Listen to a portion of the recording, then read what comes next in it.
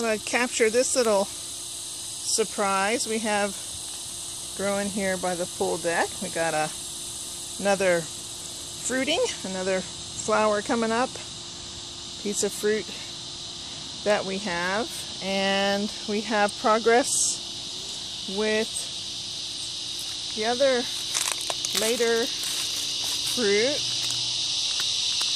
here. I'm thinking this one will be ready probably, I don't know, maybe end of October, November, in time for Thanksgiving probably.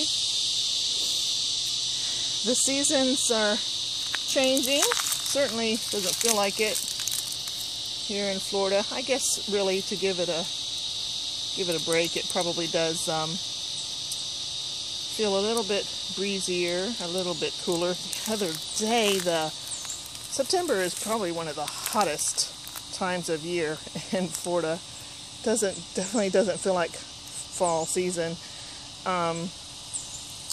And the other day the temperature was like 92, but it felt like 100, so it was pretty crazy. So there's some fall, winter, second season fruit coming up. Here's an example of one in the backyard near the chicken coop. Really set out to do these videos showing real life backyard novice farmers so that you can see that, you know, weeds grow and critters get your pretty ripe pineapples, and but I do watch a lot of other people's videos, and one of the ones I watch regularly, I'm subscribed to, is Rhodes Abundant Permaculture.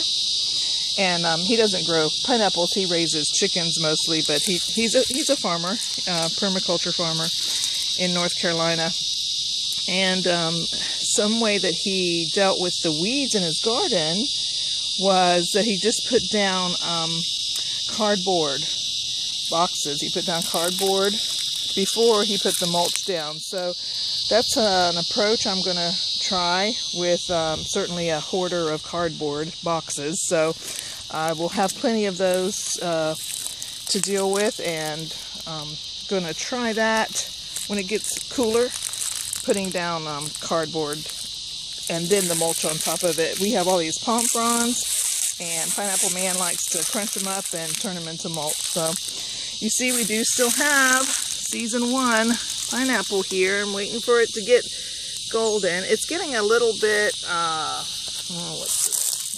little bit sunburned, a little bit overheated or sunburned here. So I don't know how much longer I can leave it on there. Since we caught a critter, maybe this one will be able to be eaten by humans. I wanted to also show this part, speaking of critters and trying to keep them out of our plants. When I sprayed that spray to keep the critters out, I think I totally ruined the plants.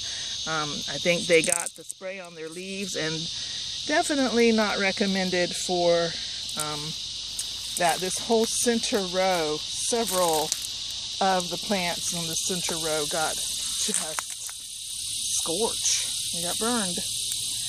And that's something you also have to watch with fertilizer, not to over fertilize. I can show several examples of the burnt plants here, right here in the middle. So that's unfortunate. They will probably not produce because they won't get any nutrients from their leaves.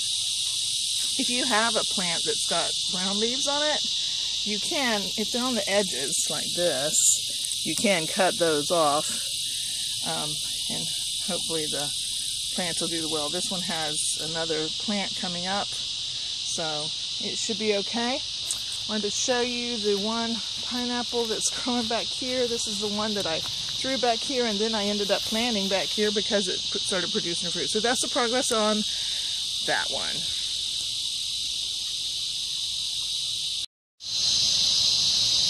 Well, surprise, surprise, surprise. There's another one. And these are the transplanted ones by the studio, the ones that face the east. There's that one. Kind of hard to determine when to maybe go ahead and put the bags on these. I don't have enough bags for all of these, but I certainly want to protect them from the squirrels. It seems to work against the squirrels. It does not, bagging them does not work against an opossum, but we now know what to do with them. Pineapple Man weeded this patch. This is front of the studio. It faces north. These were some of the last pineapples that we picked. Pineapple farming can be about bartering as well. We had to trade out some of our roosters for some hens with some farmer friends of ours, and we initially gave them like 6 pineapple plants, and so this is a plumeria that they gave us in our trade. I don't know if there's any surprises in this patch. The other thing that I'm noticing is the clumping together. They just tend to do so much better clumped together. So don't see any surprises over here. You can do it. You can pineapple farm. If it's in a pot, if it's in the ground, if it's 5 plants, or if it's 100 plants, you can do it. And I'd like to come see yours. So leave me a message. You don't have to clean it up before I come. I've definitely exposed myself to y'all, or my husband to y'all. So you guys, don't fret about it.